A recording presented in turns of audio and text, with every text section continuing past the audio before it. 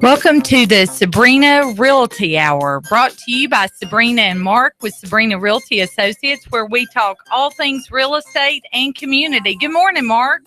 Morning, Sabrena. Morning, Chattanooga. Thank you all for listening today. We are very, very excited about our show today.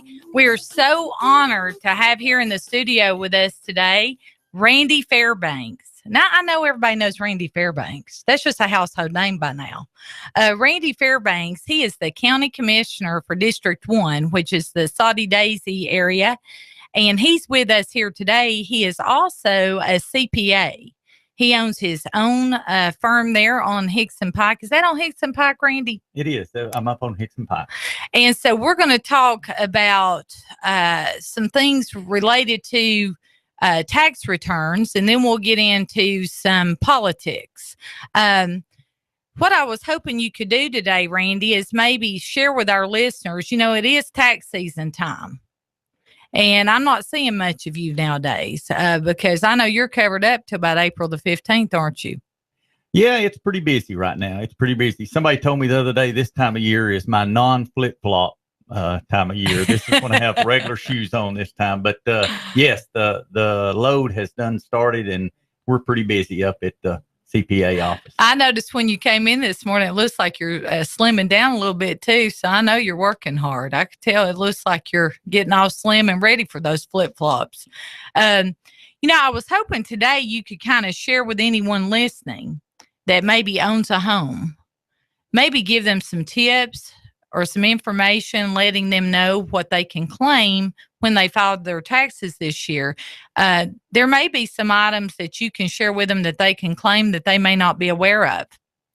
Well, of course, the two main things that homeowners claim on their tax return, and it's on the Schedule A, is, of course, their home interest, the amount that they pay for their mortgage interest. And then they count their sales tax that they pay on their home. Those are the two major things. And those are the two main drivers. In most of the returns I see, those are the two main drivers that causes people to itemize. Right.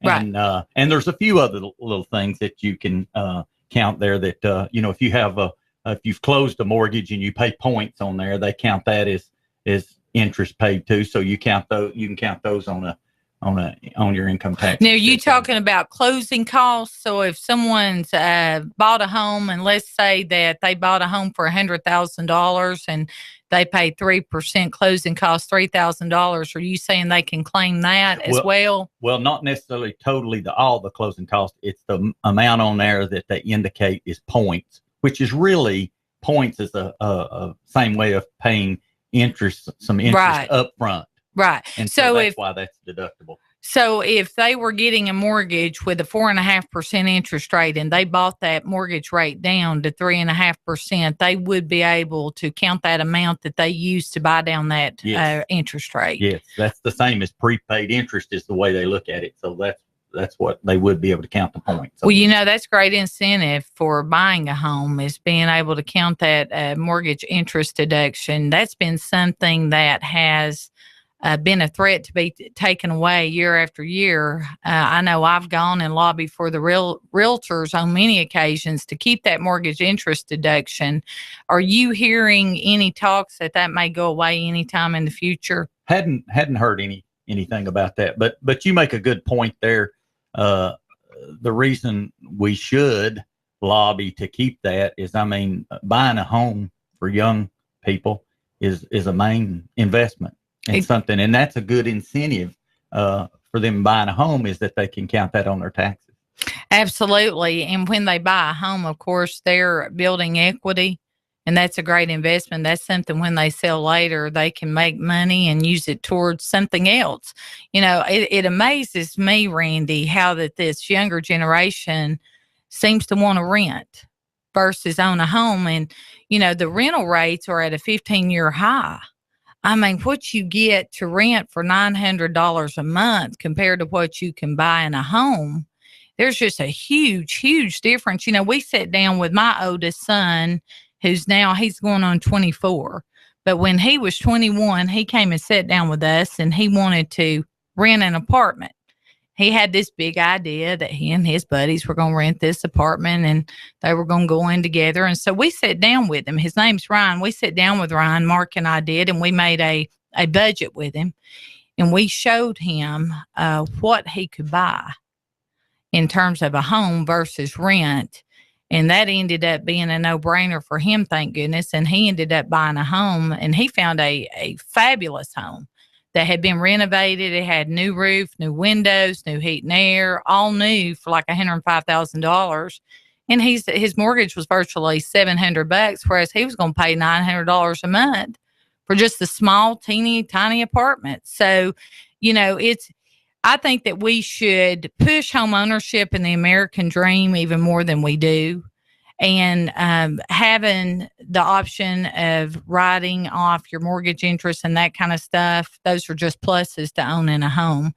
Are there any other tips you can give for any homeowners out there on things they can write off? I know that if someone is self-employed and they have an office in their home, there's some write-offs there as well, aren't there? Yes. If they're self-employed and they use a portion of their home to do their work in, then they can count a portion of that off on their taxes.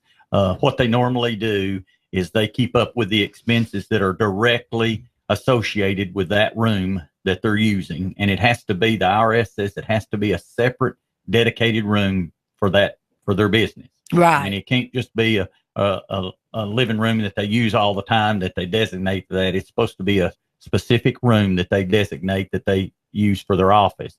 And what they can do, they can count off direct expenses, the full amount for direct expenses, and then they have what they call indirect expenses, and that's like their utilities and stuff like that. Right. Now that's on a percentage basis. The way that's done is you take the utilities and the insurance and the stuff that's spent on the home, and then you get the percentage of that space that they're using, and then those things they spend during the year on a percentage basis is used as their deduction. And one good thing about that there is there's some things that you can't. You notice when I was talking about the what you can count off on your taxes earlier, I said the taxes and the interest, but I didn't say insurance. Yeah. When the amount you pay on your homeowner's insurance is not deductible for personal tax return. Right. But then when you jump over to this home, in your home, office in your home, the insurance would be. Exactly. But they can count the property taxes as well. So for anyone that escrows, they better keep up with that, what that amount is yearly, to be able to count that off. And hopefully they're getting a statement from their lender that tells them what they can count off each year. And let me tell you one other thing, Sabrina, I forgot to mention it a second ago. There's another little thing that you can count off on your taxes. It's what's called mortgage insurance premiums. There's some lenders that if you don't meet a certain threshold or something, it's kind of like insurance to them. So they charge some interest premiums until you get till you get your note paid down to a certain point. Well, and that is associated with a conventional loan and also an FHA loan. And my understanding is now that with an FHA loan, that mortgage interest never goes away. That came into play a couple years ago, and now that mortgage interest never goes away. So for anyone that's got an FHA loan, I would recommend over a period of time that they refinance and maybe do a conventional loan or something, so that when they get that payment down to where they only owe 80%, that mortgage interest will go away. Randy, what about sales tax on a major purchase, like a 98 van or a vehicle or something? Could you write that off? Sounds like you've sold a van lately, Mark. I think he's trying to be a wise guy. He's making fun of me for a joke earlier. Sales tax, as you know, they enacted the Congress, and they approved this lately. And some of our states that don't have an income tax, that was a big push for those states to be able to count sales tax off on your tax return. And you can count sales tax. Now, that works one of two ways. And then I'll get into another thing you can add, but one of two ways. The IRS will let you count a certain percentage off based on your it's a percentage based on your income, which is logical because the higher earnings of income, the more you buy and the more sales tax. So they use a formula that allows you to count off a certain percentage on your tax, or you can take actual. I mean, you can save your receipts and do very seldom do people do that, but you can count your sales tax, everything you've paid in sales tax. Now, the one thing the government will allow you to do, if you use that determined amount based on there, then if you've got a major purchase like an automobile or something, they'll allow you to add a major purchase to that. So in the times when you usually have that major purchase, it helps people quite a bit because they can add sales tax on a vehicle that they've bought and add it to that amount, the predetermined amount, to use that total. And so in years where somebody has bought an automobile, their sales tax deduction there is usually sometimes doubled, but it's usually more.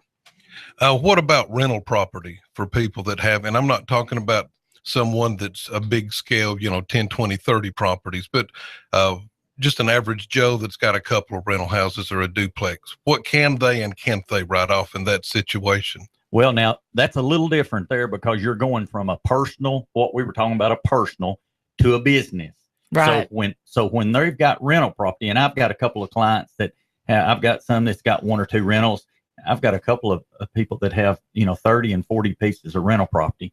So, but now you're into a business situation there. So pretty much anything you spend on that property, mortgage and taxes and repairs, insurance, mileage. Yes. People keep up there with their mileage going to and from the thing. So about anything. And I tell people, here's the way I tell people that are in business and in rental, because that's in a business and rental like that, their mindset should be to keep up with expenses, anything you're doing that goes toward making that income.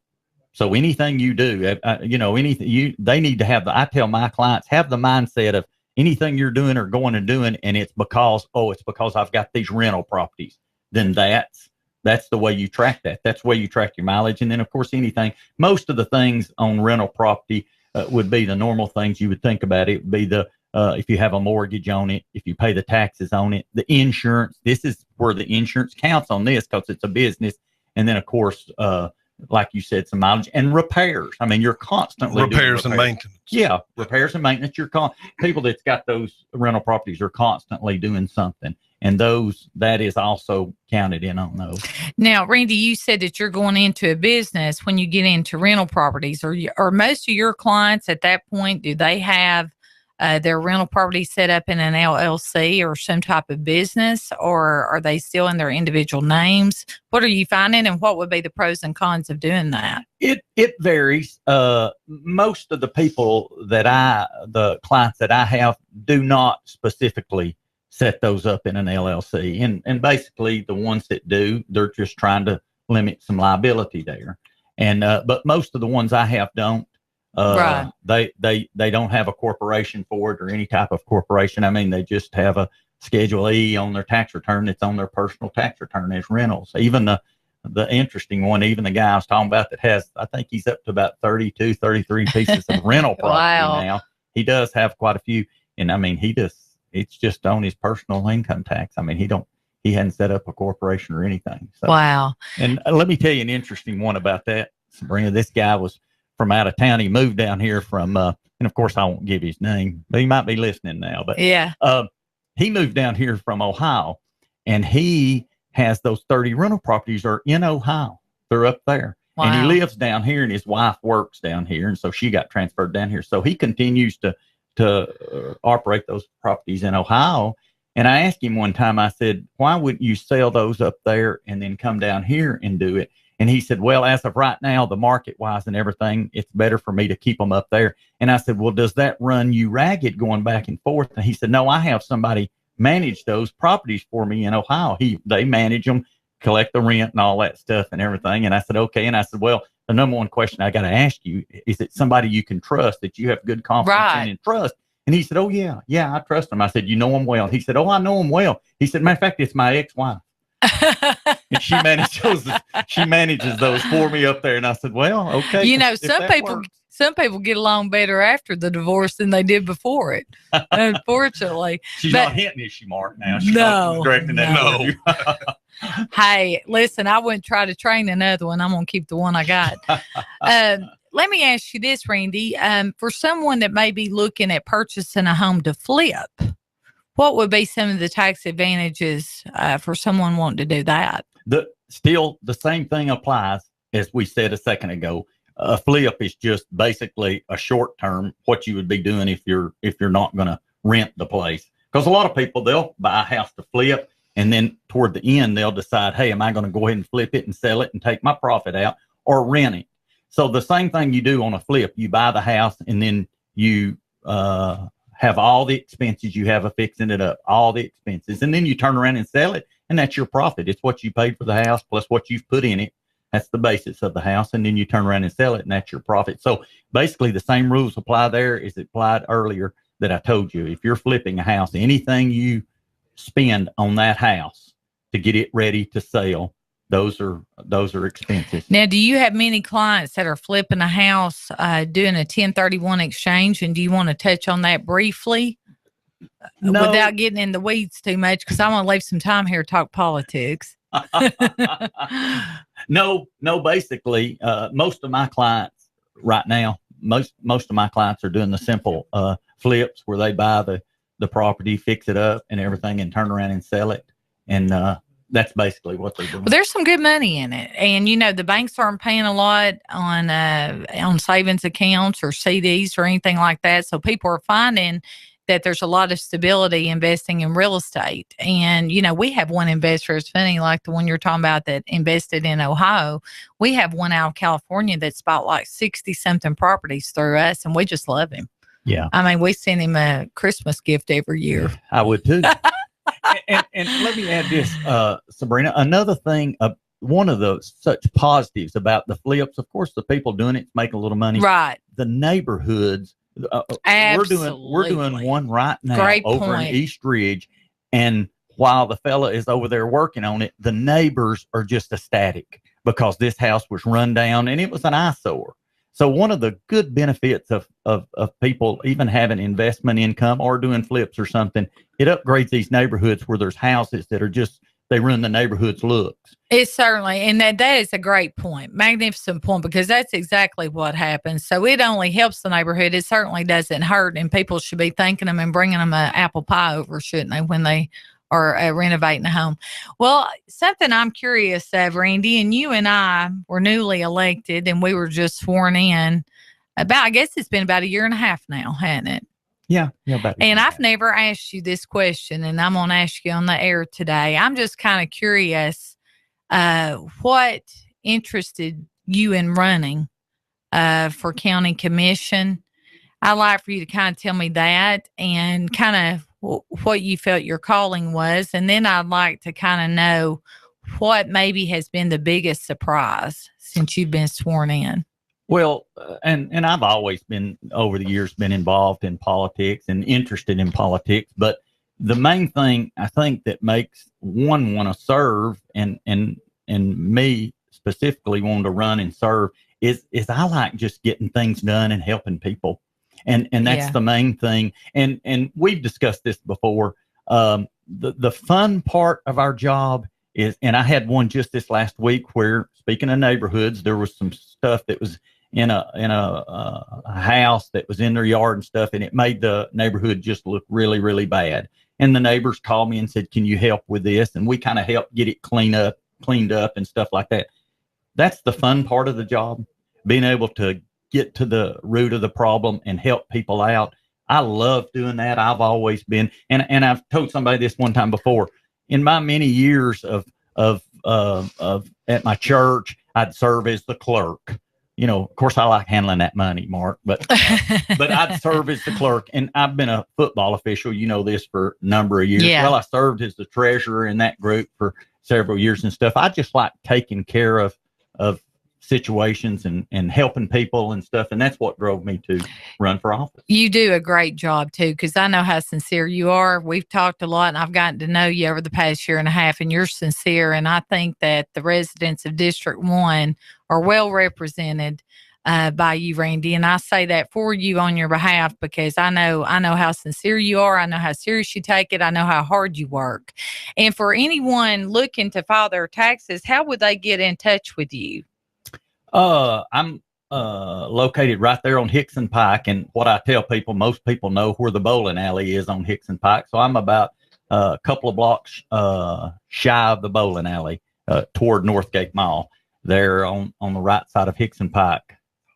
And what's your phone number? Phone number is 468-3791.